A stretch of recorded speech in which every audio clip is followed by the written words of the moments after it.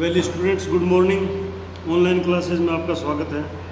आज हम first year AHDP के सेकंड सेमेस्टर में इंट्रोडक्टरी वेटनरी एनाटॉमी में चैप्टर नंबर 11 यानी ब्लड सर्कुलेटरी सिस्टम के बारे में अध्ययन करेंगे। कल हमने ब्लड सर्कुलेटरी सिस्टम के डेफिनीशन और कौन कौन से इसमें ऑर्गन आते हैं उनके बारे में अध्ययन किया था। और कल हमने हृदय यानी हार्ट की संरचना के बारे में अध्ययन किया था। आज हम रक्त परिसंचरण यानी ब्लड सर्कुलेशन के बारे में अध्ययन करेंगे। ब्लड सर्कुलेशन क्या है?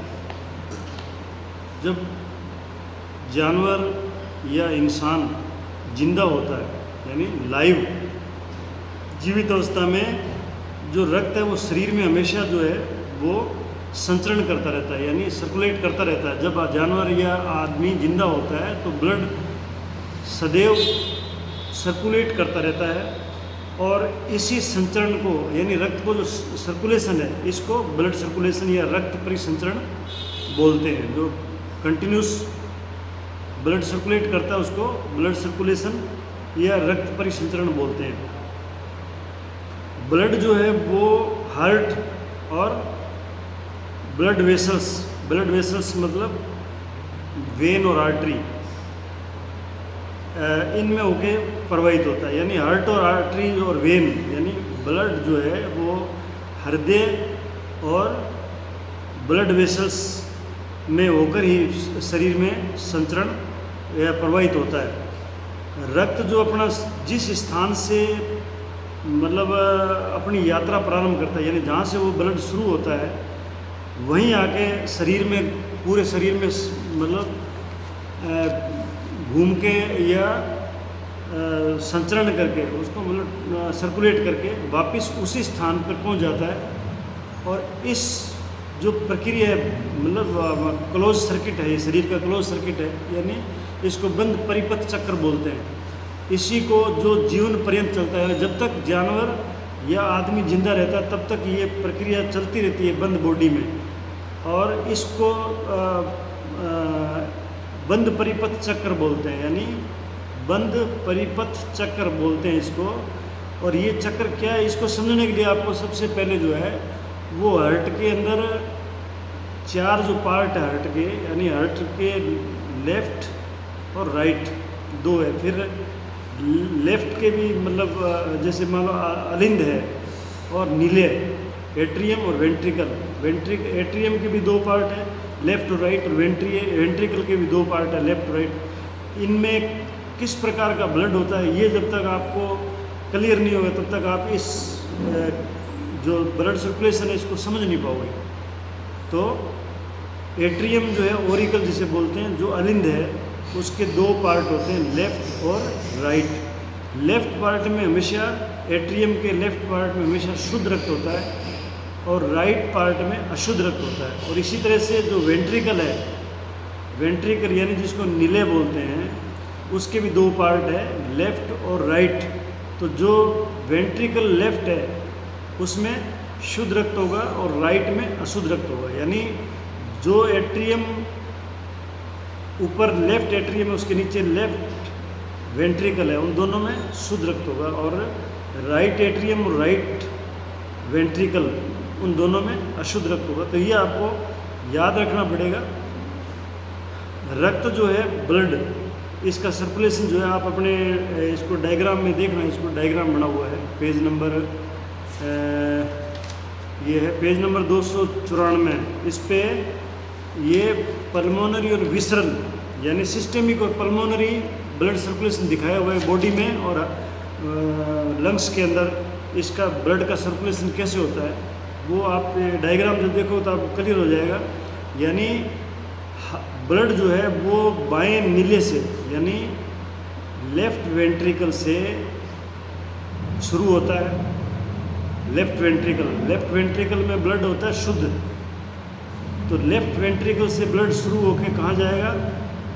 एओर्टा में। एओर्टा होती है महाधमनी, सबसे बड़ी धमनी है ये आर्टरी, सबसे बड़ी आर्टरी है। उसमें राइट वेंट्रिकल से ब्लड जाएगा महाधमनी में और महाधमनी से आर्टरी में जाएगा, महाधमनी से छोटी धमनी जो आर्टरी होती है उसमें जाएगा, और फिर धमनी से जिस जिस बॉडी के पार्ट में जाएगा वहाँ पे फिर वो धमनिकाओं में यानी आर्ट्रियोल में जाएगा। आगे आर्ट्रियोल में विभक्त हो जाती है आर्टरी, और फिर वो कैपिलरीज यानी कोशिकाओं में, आगे कोशिकाएं जो है उसमें, और वो कोशिकाएं जो है वेन्यूल्स में चेंज हो जाएगी। यानी ये जो आर्टरीज है जो है आर्ट्रियोल में, आर्ट्रियोल फिर कैपिलरीज में चेंज हो जाएगा। आर्टरीज जो कैपिलरीज में चेंज होगी छोटी छोटी छोटी छोटी, वो कैपिलरीज जो है ना वो वेन्यूल्स में, यानी जो वेन की जो छोटी इकाई है वो वेन्यूल्स है, वो वेन्यूल्स में जाएगा ब्लड, फिर वहाँ से शिरा में यानी वेन में जाएगा, और वेन जो है वो महाशिराओं में जाएगा यानी वेना केवा, वेना केवा सबसे बड़ी शिरा है उसमें जाएगा, और उस शिरा में जाने के बाद में ब्लड जो है वो राइट एट्रियम में यानी दाएं आलिंद में जाएगा।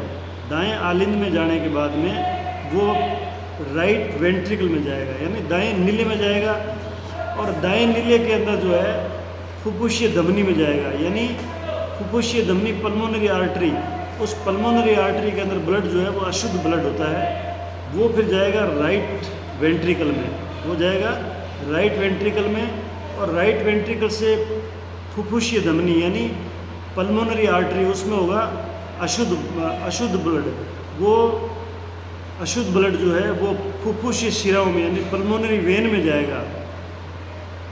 पल्मोनरी वेन में शुद्ध ब्लड होता है, वो फिर बाएं आलिंद में जाएगा, और बाएं आलिंद से पुनः बाएं नीले में पहुंचकर जहाँ से शुरू हुआ था बाएं नीले से, वहीं से वापस उसी सर्कुलेशन से चलता है। ये इसका सर्कुलेटरी सिस्टम है, ब्लड कैसे कैसे कहाँ कहाँ जाता है। यानी रक्त जो है ब्लड वो अपनी यात्रा बाएं नीले यानी लेफ्ट वेंट्रिकल से आरंभ करता है, लेफ्ट वेंट्रिकल से आरंभ करता है, और यहाँ से महाधमनी द्वारा यानी एओर्टा जो है महाधमनी, वो रक्त जो है समस्त शरीर में वितरण के लिए निकलता है महाधमनी से, और महाधमनी हट से निकलने के बाद में महाधमनी जो है वो हट से निकलने के बाद में कुछ ऊपर उठती है और आगे मुड़कर फिर नीचे की साइड में, मतलब हट से निकल के कुछ ऊपर उठती है और वो आगे मुड़कर चाप बनाती है। चाप का मतलब मुड़ती है ना, वो चाप बनता है, और उसके बाद में फिर वो नीचे की ओर झुक जाती है। इस प्रकार इसका जो ऊपर जो उठती है उसको बोलते हैं आरोही। आरोही मतलब ऊपर उठना, आरोही, उसको आरोही महाधमनी यानी असेंडिंग एओर्टा बोलते हैं। और जो आगे मुड़ती है जहाँ पे वो चाप है उसका, यानी उसको आगे मुड़कर चाप बनाती है आर्च, और नीचे झुक जाती है। इस प्रकार आगे को मुड़ा हुआ चाप वाला भाग महाधमनी चाप बोलते हैं उसको। बीच में जो जहाँ मुड़ती है ना उसको बोलते हैं एओर्टिक आर्च, और नीचे की ओर उतरता हुआ भाग अवरोही महाधमनी है। यानी अवरोही का मतलब है डिसेंडिंग, जो नीचे की साइड में आता है वो डिसेंडिंग एओर्टा कहलाता है। आरोही महाधमनी से, महाधमनी कपाट के स्तर से ठीक ऊपर, यानी जो आरोही महाधमनी है उसमें महाधमनी कपाट होता है, एओर्टिक वाल है उसके अंदर, उससे ठीक ऊपर दाईं एवं बाईं कोरोनरी धमनियाँ निकलती है। यानी फिर वो आगे धमनियाँ जो है ना कोरोनरी धमनियाँ निकलती है जो हृदय की रक्त आपूर्ति करती है। यानी उनको वो जो आर्टरी है वो हार्ट की रक्त आपूर्ति करती है। अब अवरोही महाधमनी के नीचे आकर, यानी अवरोही जो नीचे की साइड में आता है उसको अवरोही बोलते हैं। अवरोही महाधमनी के नीचे आकर डायफ्राम से होकर, डायफ्राम जो है वहाँ से होकर नीचे उतरकर उदर एवं निचले अंगों की शाखाओं एवं उपशाखाओं में विभाजित होकर, यानी डायफ्राम से होकर नीचे उतरकर उदर, पेट और निचले अंग जितने नीचे के अंग हैं उनकी शाखाओं एवं उपशाखाओं में विभाजित होकर, यानी जो आर्टरी है वो आगे फिर शाखाओं उपशाखाओं में विभाजित होती है, उन ऑर्गन्स को सप्लाई करती है और उनको रक्त सप्लाई करती है। रक्त वाहिनियाँ प्रत्येक कोशिका पहुँचने के लिए, यानी जो ब्लड आर्टरी जिसे बोलते हो ना, ये हर एक ऑर्गन में जाके और वो जो कोशिकाएं हैं उनकी उनमें पहुंचती है। सूक्ष्म कोशिकाओं यानी फाइन कैपिलरीज बनती है उसके आर्टरी की, फाइन कैपिलरी छोटी छोटी कैपिलरीज बन के और वो कोशिकाओं तक पहुंचती है। और ये जो रक्त जो है ना ये सूक्ष्म नलिका जो जिसे आप बोलते हो कैपिलरीज, उनके द्वारा सेल में जो है पोषक पदार्थ यानी ऑक्सीजन को बांटती है। वो ब्लड जो आता है उसमें ऑक्सीजन होता है, ये वो ऑक्सीजन युक्त ब्लड है वो उनमें सेल में बांटती है और वहाँ से उसका मेटाबॉलिज्म के बाद में ऑक्सीजन जो कार्बन डाइऑक्साइड बनती है, उस कार्बन डाइऑक्साइड या अन्य जो पदार्थ उसको वापस भेजती है। अब जो आर्टरी के बाद में जो नलिकाएं, सूक्ष्म नलिकाएं, फाइन कैपिलरीज बनी, उसके अंदर उन्होंने ऑक्सीजन युक्त ब्लड को सेल में दे दिया। अब वहाँ जो क्रिया हुई उसके बाद में ये जो कैपिलरीज है, आर्टरी की जो कैपिलरीज है, ये फिर छोटी छोटी कैपिलरी जो वेन की है, वेन्यूल बोलते हैं, उनके साथ मिल जाती है और उसमें जो ये कार्बन डाइऑक्साइड और वेस्ट प्रोडक्ट है वो उस वेन्यूल्स में चले जाते हैं। और ऐसी अनेक शिराएँ मिलकर, ये वेन्यूल्स की अनेकों शिराएँ मिलकर अशुद्ध रक्त को संग्रहित करके, जो ब्लड अशुद्ध होता है उसको संग्रहित वेन में करते हैं और वो शिराएँ जो है ये आपस में मिलकर क्रेनियल एवं कोडल महाशिराएँ यानी वेना के बनाती है। ये क्रेनियल ऊपर वाली और कोडल नीचे वाली ये बड़ी शिराएँ बनाती है, बड़ी वेन्स, वेना केवा जिसे बोलते हैं, महावेना केवा बनाती है, जो क्रमशः शरीर के ऊपर के और नीचे के अंगों से अशुद्ध रक्त को संग्रहित करके यानी इकट्ठा करती है रक्त को, वेन्स जो है, और उसको वेना केवा जो महाशिरा जो है उसके द्वारा अशुद्ध रक्त को हृदय के दाएं अलिंद में पहुंचाती है, हृदय के दाएं अलिंद में पहुंचाती है। अब दाएं अलिंद में यहाँ अशुद्ध रक्त जो है दाएं अलिंद में वो ट्राइकस्पिड वाल्व, पहले आपने पढ़े थे ट्राइकस्पिड वाल्व, कल पढ़े थे, उनके द्वारा राइट वेंट्रिकल में चला जाता है। यानी अशुद्ध रक्त जो है वो राइट वेंट्रिकल में चला जाता है। इसी राइट वेंट्रिकल से अशुद्ध रक्त जो है वो पल्मोनरी आर्टरी द्वारा दोनों फेफड़ों में चला जाता है। तो पल्मोनरी आर्टरी जो है उसमें अशुद्ध रक्त होता है, वो दोनों फेफड़ों में चला जाएगा और रक्त फेफड़ों में शुद्ध होने के बाद फेफड़ों में रक्त जो है वो शुद्ध हो जाएगा और वो जैसे प्रत्येक फेफड़े में दो दो पल्मोनरी वेन होती है, वो वापस जो है शुद्ध रक्त को लेके और जो बाइकस्पिड वाल है, मिट्रल वाल जिसे बोलते हैं, उसके द्वारा वो लेफ्ट वेंट्रिकल में चला जाता है शुद्ध ब्लड जो है। और यहाँ से लेफ्ट वेंट्रिकल से शुद्ध ब्लड जो है वो पुनः एरोटा द्वारा शरीर के विभिन्न अंगों में जाता है। यानी एक चक्कर है, इस तरह से ये चक्कर चलता है। खून जो है वो अशुद्ध ब्लड है वो शुद्ध होके फिर पूरे शरीर में जाता है, फिर अशुद्ध ब्लड वापस आके फिर वो फेफड़ों में जाता है, वहाँ से शुद्ध होके फिर वो वापस।